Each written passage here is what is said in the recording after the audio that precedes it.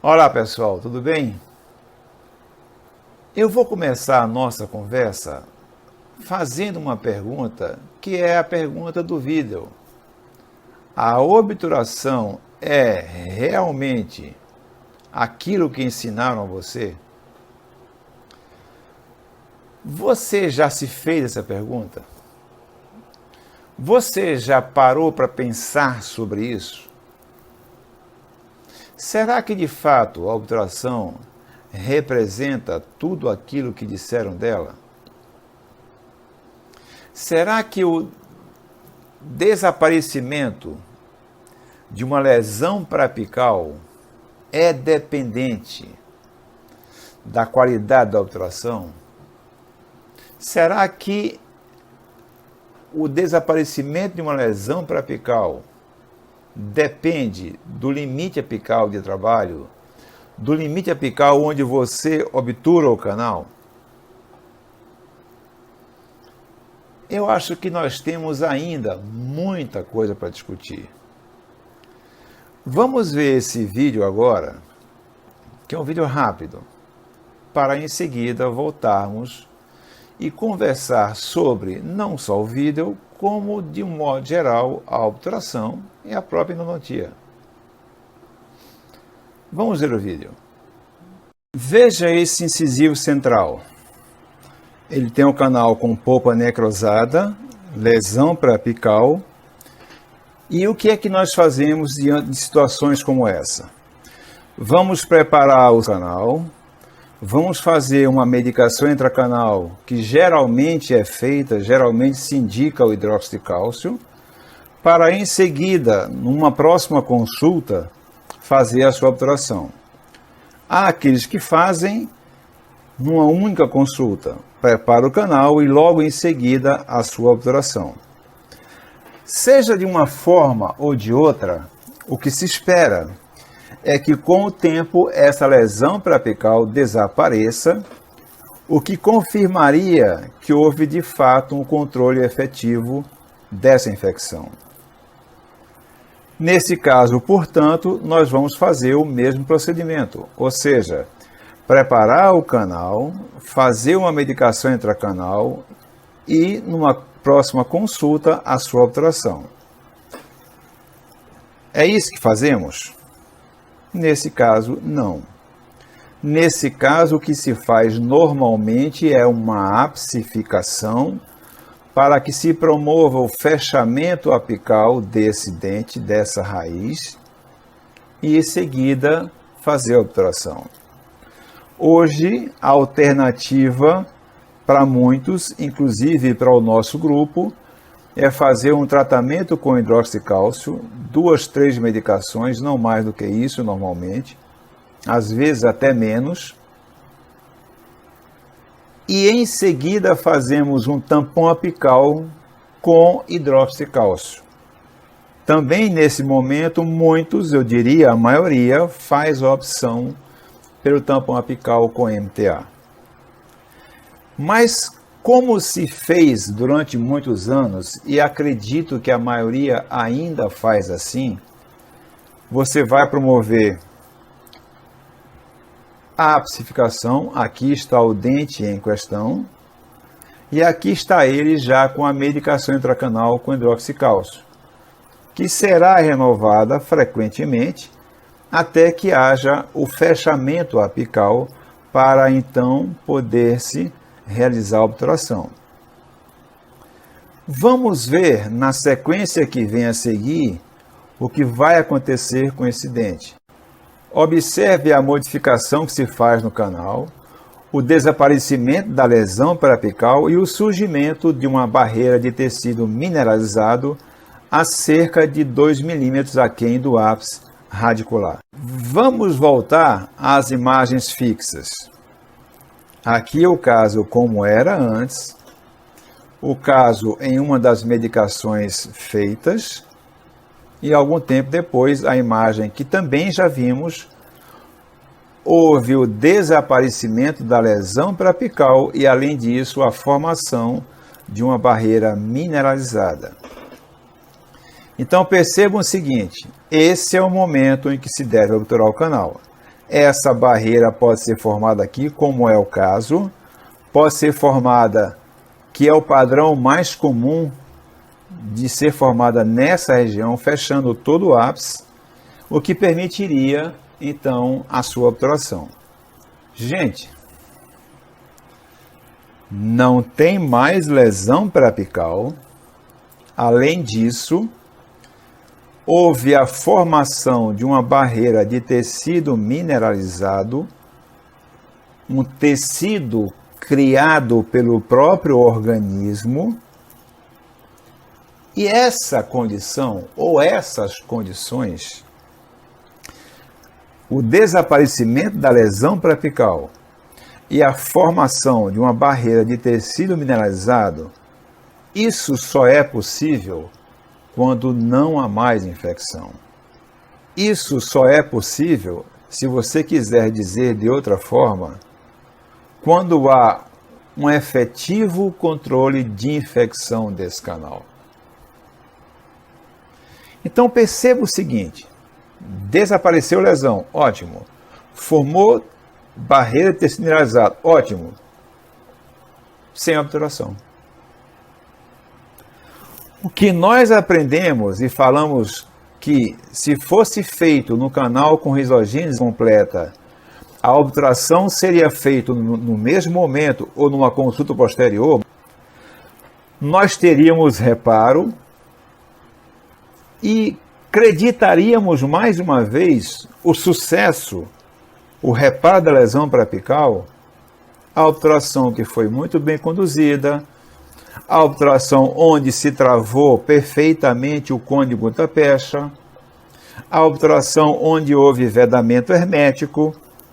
Então, o fator determinante do processo de reparo é sempre esse. O que a obturação pode fazer, o que a sua qualidade pode ser e se tornar um fator determinante do processo de reparo. E, no entanto, não tivemos aqui nem a obturação realizada e tivemos reparo. Depois do que vimos, talvez eu possa fazer a pergunta de uma outra forma, a mesma pergunta. Depois de tudo isso que nós vimos, e não só nesse vídeo, em vídeos anteriores, você acredita realmente que a obturação é tudo isso que dizem dela? Antes de mais nada, precisamos entender que em nenhum momento, nem em vídeos anteriores, nem nesse vídeo, nem outros que virão, eu estou dizendo, vou dizer, ou passa pela minha cabeça imaginar e dizer que a obturação não tem importância. Mas eu quero chamar a atenção, a sua atenção, para outros aspectos que vêm sendo ignorados há muitos anos. Nós aprendemos há mais de 60 anos. E acredito que o maior responsável por isso é o professor Ingold, professor John Ingold, quando em 1956 afirmou que a maioria dos insucessos endodônticos encontram resposta nas falhas da obturação. Se essa maioria encontra a resposta em eventuais falhas da obturação, entre outras coisas, claramente ele está dizendo, e esse claramente se disseminou em todo o mundo, e todos passaram a pensar dessa maneira, nós somos dependentes da qualidade da obturação. Não observamos esse tempo todo que uma das maiores provas que eu acredito consistentes, de que de fato isso não poderia ser verdade, está no caso, não no caso em si, mas na terapia conhecida como apsificação. A apicogênese é uma coisa, apicogênese, apsigênese. Nós estamos lidando com polpa viva. A apsificação, não. A apsificação já é um caso, já é uma situação de polpa necrosada e, numa grande quantidade de vezes, já portadora de lesão parapical. E nós tratamos, nós, a comunidade endodôntica, passamos anos e anos tratando os casos de risogênese incompleta com lesão parapical dessa forma que acabamos de ver. Ou seja, fazendo o tratamento endodôntico conhecido como apsificação, que era feita, ou que é feito, perdão, dessa maneira. Hoje, como eu coloquei, existem alternativas como o tampão apical com hidroxicálcio e com MTA. Mas não é o caso aqui agora. E ao fazermos da maneira como eu acabei de colocar, gente, nunca se observou que quando dava um resultado, e era o que acontecia, de desaparecimento da lesão parapical, selamento do ápice radicular, quando isso ocorria, e aí, nesse momento, é que íamos fazer, como sempre fizemos, a obturação, porque senão, antes extravasaria tudo, como foi dito durante o vídeo, durante a apresentação do caso clínico. Nesse momento, íamos fazer a obturação e nunca observamos que ali o reparo já tinha acontecido, como também vimos nesse vídeo. Se eu tenho desaparecimento e lesão parapical, se eu tenho a formação de uma barreira de tecido mineralizado, repito, tecido construído pelo próprio organismo, e essas duas condições, lesão parapical que desaparece e aparece, surge uma barreira de tecido mineralizado, elas só podem acontecer na ausência de infecção.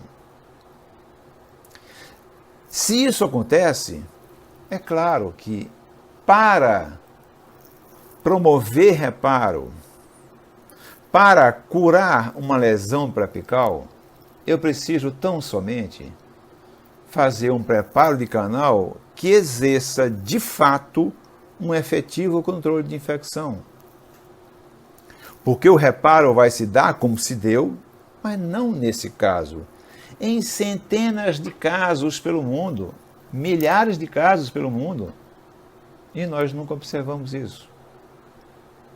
Então, para que eu tenha sucesso, para que eu tenha reparo de lesão parapical, eu não dependo da obturação. Eu não dependo, simplesmente isso.